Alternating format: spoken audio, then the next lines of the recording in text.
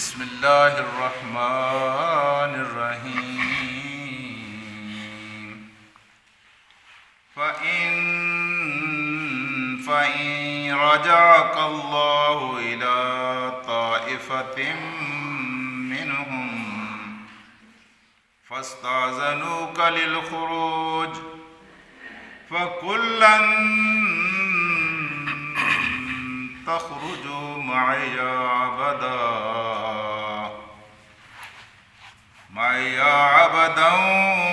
وَلَن تُقَاتِلُوا مَعِيَ عَدُوًّا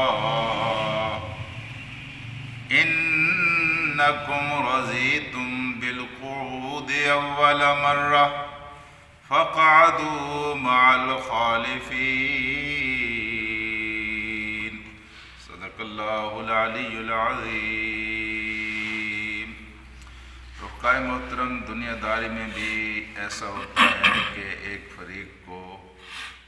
اگر کسی مہم میں اپنے کسی دوست کی ضرورت ہوتی ہے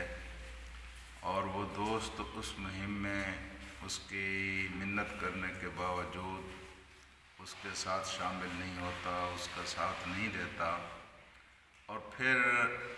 وہ فریق اس کی تعاون اور اس کی امداد کے بغیر مہم سر کر لیتا ہے، بعد میں مہم سر کر لینے کے بعد وہ فریق آ کر معذرتیں کرتا ہے اور عذر پیش کرتا ہے اور کہتا ہے کہ فلاں مجبوری تھی، فلاں مجبوری تھی، اور اگر دوبارہ کوئی موقع ملا تو میں ضرور آپ کا ساتھ دوں گا، تو پہلا فریق کہتا ہے کہ نہیں، آپ کے ساتھ کی کوئی ضرورت نہیں، اس مشکل وقت میں تو نے میرا ساتھ نہیں دیا تھا، اب تو میرا کیا ساتھ دے گا۔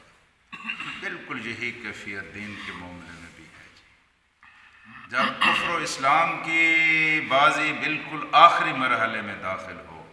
اور فیصلہ ہونا ہو کہ حق کو باقی رہنا ہے یا باطل کو رہنا ہے، اس موقع پر جو انسان سستی دکھاتا ہے یا جو گروہ سستی دکھاتا ہے اور سستی دکھانے کے بعد پھر وہ آ کر قسمیں اٹھائے اور معذرتیں پیش کرے اور عذر کرے کہ جناب یہ معذرت تو میری قبول کر لیجئے،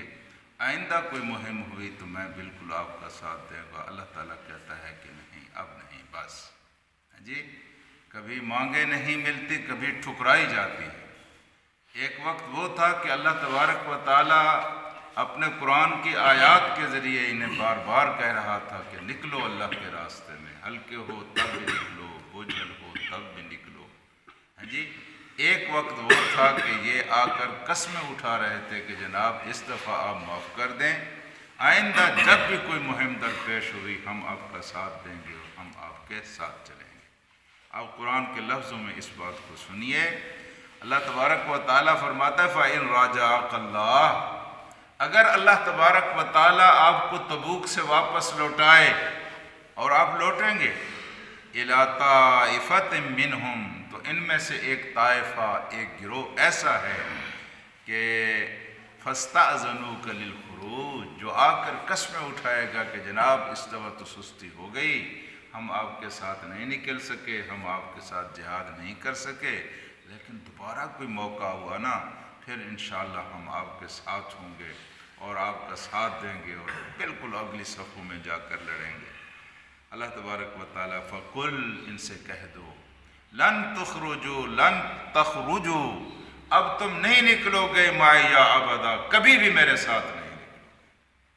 جی تمہیں پتہ ہی نہیں تھا کہ نبی کی رفاقت میں جہاد کے سفر پر نکلنا کتنی بڑی سعادت ہے، کتنی بڑی اللہ کی رحمت کا راستہ ہے جو تم نے طے کیا ہے ظالمو، تمہیں اس بات کی خبر ہی نہیں۔ وہ نبی جس کی ایک جھلک دیکھنے کے لیے کروڑوں اربوں لوگ بعد میں ترسا کریں گے،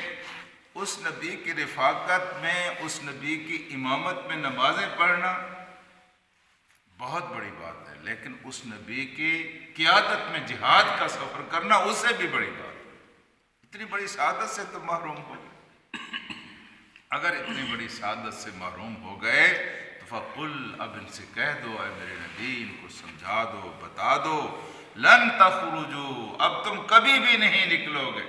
یہ لام نون جب آ جائے اس کا معنی ہوتا ہے کبھی بھی نہیں، ہرگز نہیں نکلو گے، مَعِیَ، میرے ساتھ ابدا، میرے ساتھ تم کبھی بھی نہیں نکلو گے، وَلَن تُقَاتِلُوا مَعِيَ عَدُوًّا، اور کبھی بھی میرے دشمنوں کے ساتھ میرے ساتھ لڑ کر تم مقابلہ نہیں کرو۔ ارے وہ کوئی انسان نہیں ہوتا جس کے دشمن نہ ہوں۔ اہل حق کے ہمیشہ دشمن ہوا کرتے ہیں۔ محمد الرسول اللہ صلی اللہ علیہ وسلم کے دشمن تھے، حق کے دشمن تھے۔ یہ زمانے کو اٹھایا اس طرز پر گیا ہے کہ حق کے دشمن ہوں گے۔ حق کا دشمن باطل ہوتا ہے، میں موجود ہوں، حق کا نمائندہ ہوں، میں لڑوں گا، لیکن تم میرے ساتھ کبھی نہیں لڑو۔ یہ بہت بڑی سزا تھی۔ سچی بات یہ ہے کہ یہ بہت بڑی سزا تھی۔ ایک تو منافقین اس معاشرے میں بالکل بے نقاب ہو گئے تھے۔ جب اللہ تعالیٰ نے قرآن میں بات یہ لکھ کر دے دی تھی تو منافقین بے نقاب ہو گئے تھے، اور پھر ان کو محسوس ہوا تھا کہ ہم کتنی بڑی سعادت سے محروم ہو گئے ہیں۔ اب اللہ تبارک و تعالیٰ فرماتا ہے کہ وَلَن تُقَاتِلُوا مَعِيَ عَدُوًّا إِنَّكُمْ رَضِيتُمْ بِالْقُعُودِ أَوَّلَ مَرَّةٍ، اس لیے کہ تم پہلی دفعہ بیٹھے رہنے پر راضی ہو گئے تھے۔ انکم، بے شک تم، رضیتم، راضی ہو گئے تھے، بالقعود، بیٹھنے کے اوپر، اول مرۃ، پہلی بار تم بیٹھنے پہ راضی ہو گئے تھے، خوش ہو گئے تھے، اور کہتے تھے دیکھو نا بے وقوف اور پاگل لوگ گئے ہیں اتنی گرمی کے سفر میں،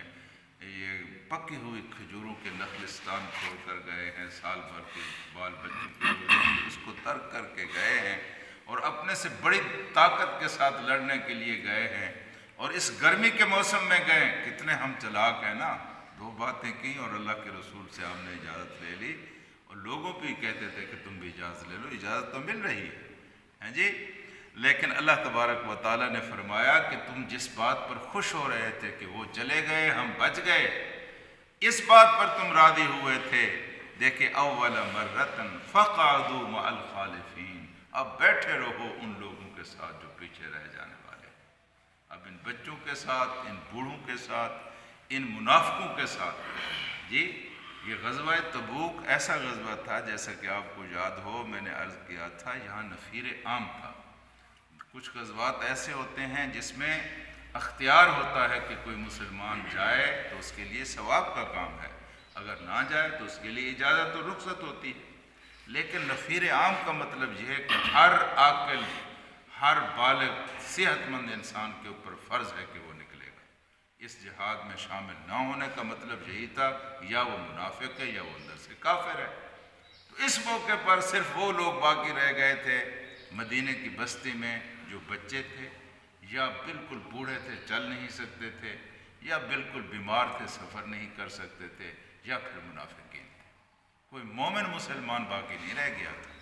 کیونکہ تم نے ان لوگوں کے ساتھ بیٹھنا پسند کیا ہے۔ بیٹھے رہو مع الخالفین، جو پیچھے رہ جانے والے ہیں، بیٹھے رہو۔ تو میرے دوستوں اور ساتھیوں، حق اور باطل کی کشمکش میں جب بازی بالکل آخری کنارے پر جا لگی ہو، اس وقت حق کا ساتھ نہ دینا، غیر جانبدار بن کر بیٹھے رہنا، صرف حق کے لیے دعائیں کرنا، ہاں جی، یہ بھی سخت خطرناک ہے۔ اس وقت مومن پر فرض ہوتا ہے کہ وہ آگے بڑھ کر حق کا ساتھ دے اور اپنے حصے کی